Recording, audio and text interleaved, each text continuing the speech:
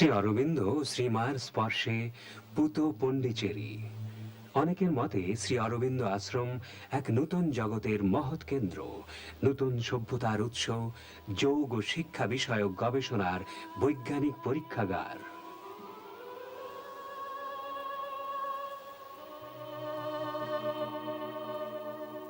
প্রাচ্য ও পাশ্চাত্য পৃথিবীর সর্বপ্রান্ত থেকে মানুষ এখানে এসেছেন ধরণীতে ঐশ্বরিক আবির্ভাবের মহৎ সাধনায় নিজেদের উৎসর্গ করে দিতে।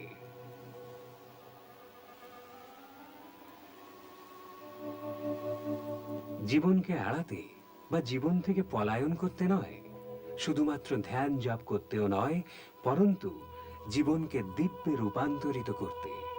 শিল্প ও বাণিজ্যের কাজ বা রুটিশালা ও বাগানের কাজ, এখানে সমস্ত জীবনী শিক্ষা এবং সমস্ত শিক্ষাই পূর্ণ যোগ।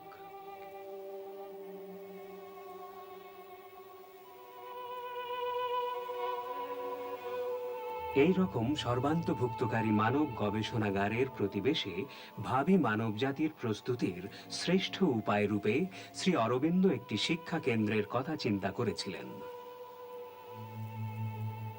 তার এই কল্পনাটিকে বাস্তবে রূপায়িত করার জন্য তার আধ্যাত্মিক সহকর্মিনী শ্রীমা ২রা ডিসেম্বর ১৯৪৩ সালে শ্রী অরবিন্দ আন্তর্জাতিক শিক্ষা কেন্দ্র স্থাপন করলেন।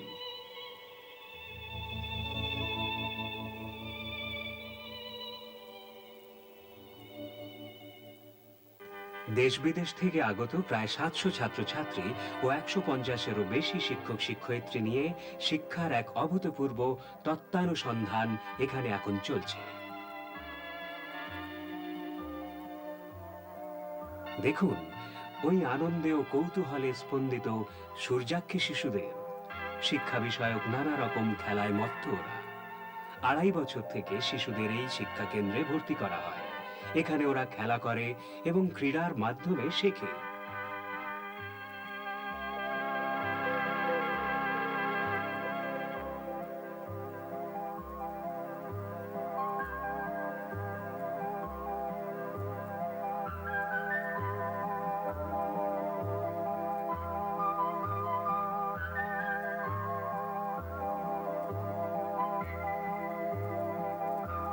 ওরা গান করে ইংরেজি, ফরাসি, সংস্কৃত ও মাতৃভাষায়।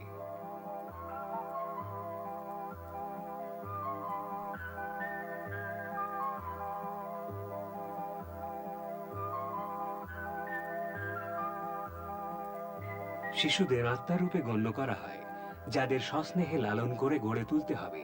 প্রত্যেক শিশুর আছে ক্রমবিবর্তনের দীর্ঘ ইতিহাস। তাই অদ্বিতীয় প্রত্যেকেই এগিয়ে চলেছে নূতন ভবিষ্যতের দিকে। শিশুরা কুঁড়ির মতো পাপড়ির পরে পাপড়ি মেলে তারা প্রস্ফুটিত কমলে পরিণত হয় আপন অন্তরের তাড়নায় বা শক্তিতে।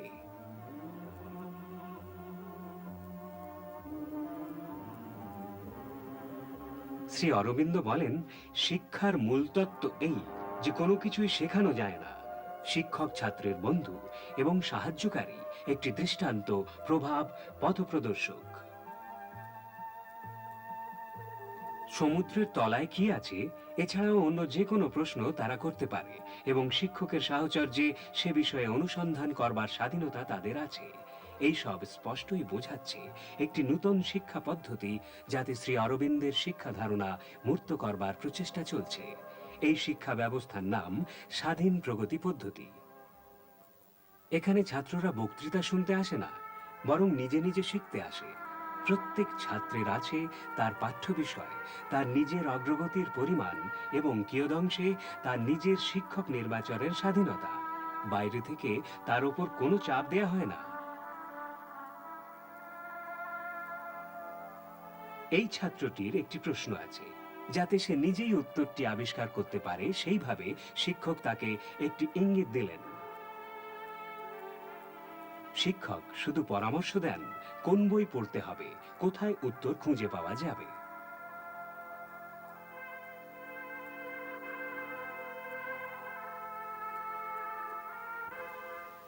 We know in general what is integral education, but can you tell us what it means precisely? You don't know it? This is exactly what we are trying to do here. Education, to be complete, must have 5 principal aspects relating to the 5 activities of the human being: the physical, vital, mental, psychic, and spiritual. You spoke just now of the vital education. Could you tell us what it is?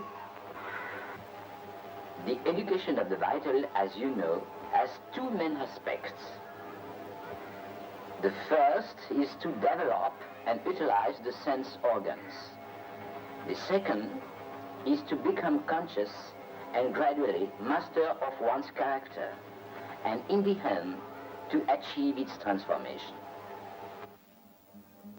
এরা প্রায়ই প্রকৃত উদ্দীপনাজনক প্রশ্ন নিয়ে আসে, যেমন আমার মনে হয় নিজেকে জানাই সর্বপ্রধান কর্তব্য, কিন্তু কি উপায়ে তা জানা যায়? ছাত্ররা নিজেরাই এই ডুবোজাহাজ তৈরি করেছে। এখন এরা চায় একটি কার্যকর মডেল বানাতে যা সমুদ্রে চলবে। এটি এদের কাজের লিখিত বিবরণী, সব নিজেদের করা।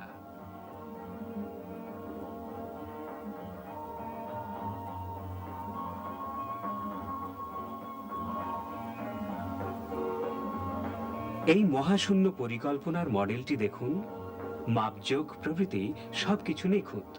12 থেকে 14 বছরের ছেলেমেয়েরা এটি বানিয়েছে।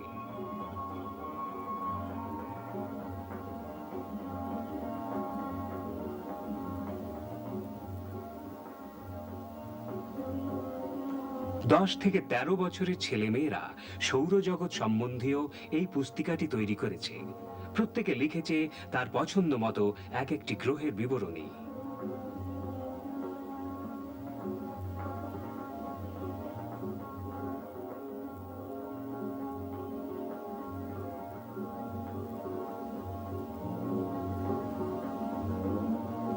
উচ্চশিক্ষার ক্ষেত্রেও ছাত্ররা এই স্বাধীন প্রগতি পদ্ধতিতে কাজ করে। এই পদ্ধতি স্বাধীন কারণ এটি পূর্বে প্রস্তুত অমননীয় নয়। এটি স্বাধীন কারণ কোনো ব্যক্তির ওপর এটি জোর করে চাপানো হয় না। এটি স্বাধীন কারণ এটি প্রত্যেককে অতীতের শৃঙ্খল ভেঙে ভবিষ্যতের বহু সম্ভাবনার অনুসন্ধান করতে উৎসাহ দেয়।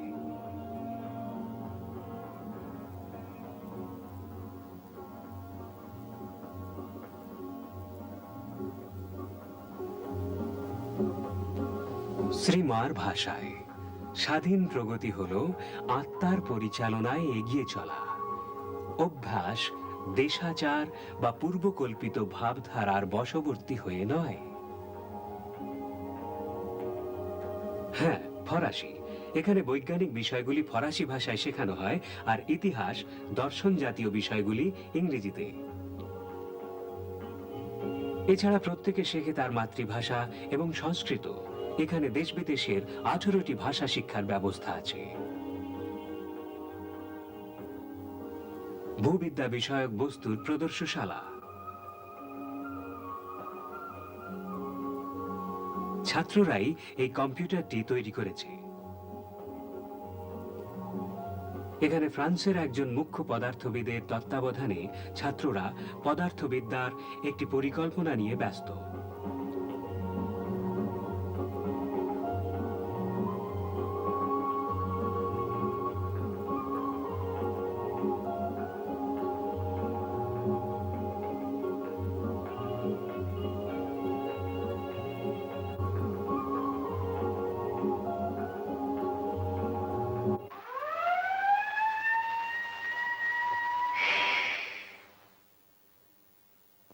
এটি একটি মৌন গৃহ বা রুম অফ সাইলেন্স।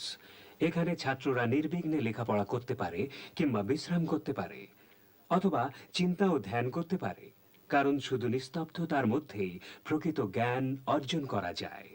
নিস্তব্ধ প্রকোষ্ঠ আত্মার ধাত্রীগৃহ।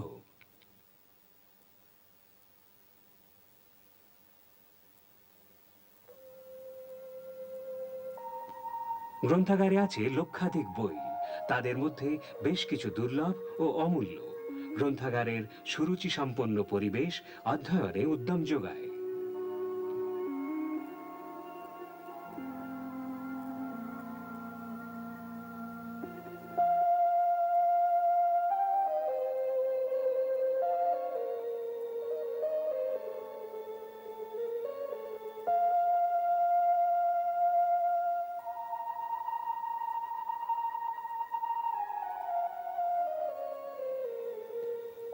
প্রাচ্য ও পাশ্চাত্যের নানাবিধ শিল্পকলার চর্চা এখানে হয়।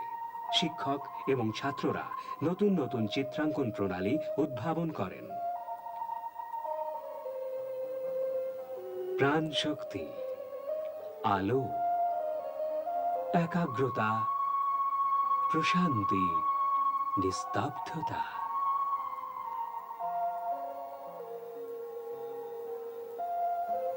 এখানকার ছাত্রছাত্রীরা পরিপূর্ণতার আর মর্তে স্বর্গরাজ্য প্রতিষ্ঠার স্বপ্ন দেখে, উপাধি বা প্রশংসাপত্রের নয়। কারণ এখানে ছাত্রদের উপাধিপত্র দেয়া হয় না। শিশু বিদ্যালয় থেকে স্নাতকোত্তর ধাপ পর্যন্ত তারা কঠোর পরিশ্রম করে একটি নতুন ভবিষ্যৎ গড়ার জন্য, শুধুমাত্র দেশের বা বিশ্বের উত্তম নাগরিক হওয়ার জন্য নয়, পরন্তু মানবের সংকীর্ণতা অতিক্রম করে অতিমানুষে উত্থানের জন্যে। একটি নতুন ধরনের সঙ্গীত, ঠিক প্রাচ্য বা পাশ্চাত্যের নয়, অথচ দুইটিরই সমন্বয়ে প্রস্তুত। অনুপ্রেরণা আসে নবচেতনার গভীরতম অন্তঃস্থল থেকে।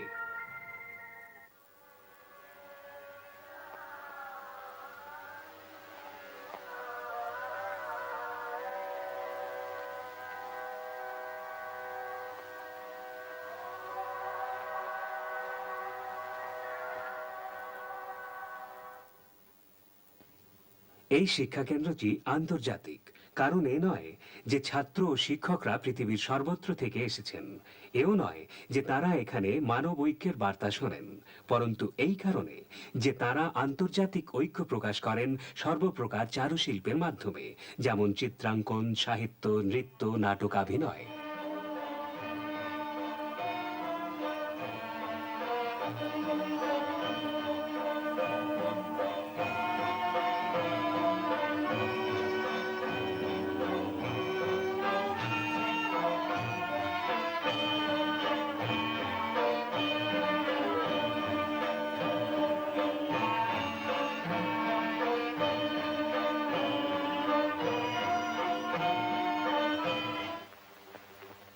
Where is this mountain thief who wars with kings and lays his hands on either's princesses?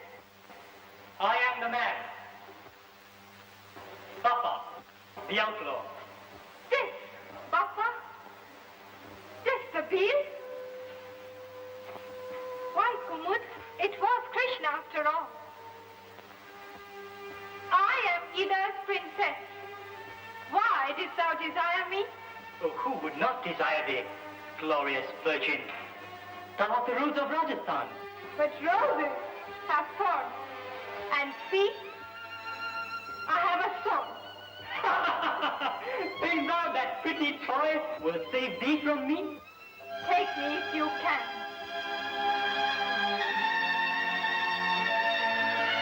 Thus then I take you. Foul play! Foul play! It was not fair to rob me of my sword. Call you this fighting? I'll not yield myself.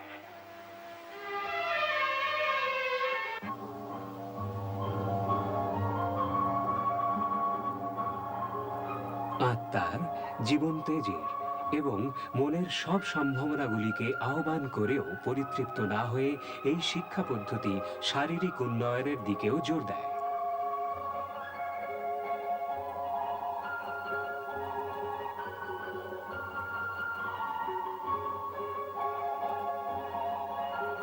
একটি সম্পূর্ণ শরীর শিক্ষা পদ্ধতি শ্রীমার পরিচালনায় প্রস্তুত করা হয়েছে, যার সাহায্যে সুস্থ সবল শরীর গঠিত হবে ঈশ্বরের একটি সুন্দর মন্দিরে।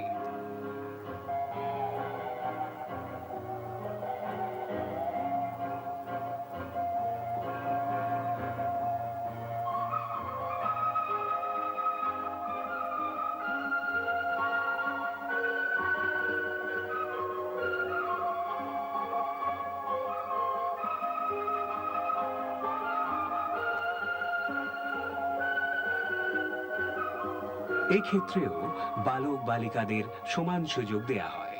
প্রাচী ও প্রতীচীর শরীর শিক্ষা পদ্ধতি অনুশীলন করে অভিনব কিছু সৃষ্টির চেষ্টা হচ্ছে আধ্যাত্মিক পূর্ণতার আদর্শের জন্য।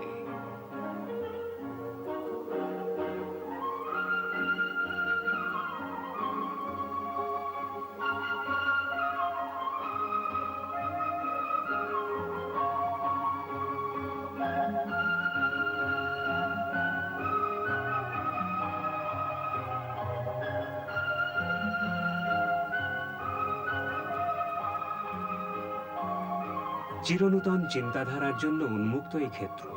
দেশ বিদেশ হতে আনিত পুস্তক ও পত্রিকার মাধ্যমে সর্বদা এখানে নূতন ধারণার সংস্পর্শে আসা যায়। মানসিক জ্ঞান লাভই যথেষ্ট নয়, ব্যক্তিত্ব ও চরিত্রের উন্নয়নে প্রকৃত শিক্ষা। খেলার মাঠে বালক বালিকারা নানা গুণ অর্জন করার সুযোগ পায়, যেমন সাহস, প্রত্যুৎপন্নমতিত্ব, ক্ষিপ্র সিদ্ধান্ত গ্রহণ ও সেই অনুযায়ী কর্ম করা, সমবেতভাবে কিছু করা, নেতৃত্বের অনুবর্তিতা এবং সফলতা ও বিফলতাকে সমদৃষ্টি দিয়ে দেখা।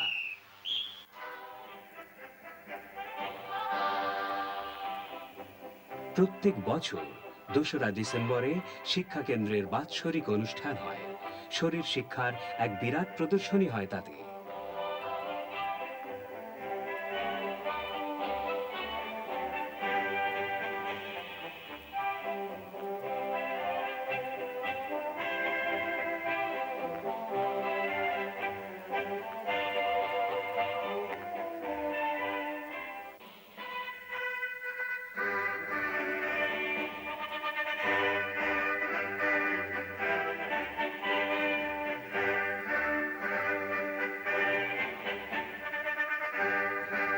শ্রী মা বলেছেন, একটি নূতন জগতের ভিত্তি স্থাপনার জন্যই আমরা এখানে বিদ্যমান।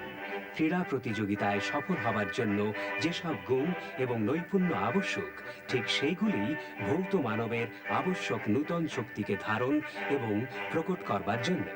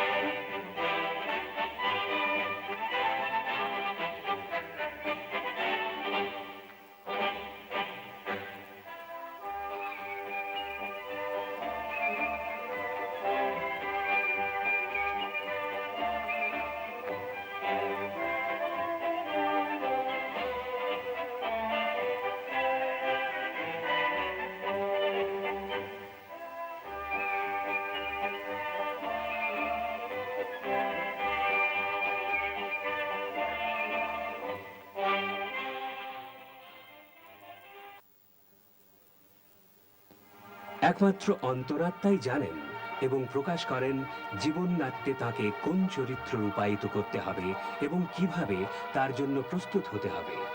সেই অন্তরাত্মাকে আবিষ্কার করার পদ্ধতিই প্রকৃত শিক্ষা। ছাত্রদের এই কাজে সাহায্য করাই শিক্ষা কেন্দ্রের মুখ্য উদ্দেশ্য। ছাত্রদের প্রার্থনায় উদ্দেশ্যটি ব্যক্ত হয়েছিল। আমাদের করে তোলো সেই বীর যোদ্ধা, যা হতে আমাদের অভিপ্সা। স্থায়ী হয়ে থাকতে চায় যে অতীত, তার বিরুদ্ধে যে ভবিষ্যৎ জন্ম নেবে, তার মহান সংগ্রামে আমরা যেন সাফল্যের সঙ্গে যুদ্ধ করতে পারি। নূতনের যেন প্রকাশ হয় এবং আমরা তাকে গ্রহণ করবার জন্য প্রস্তুত থাকি।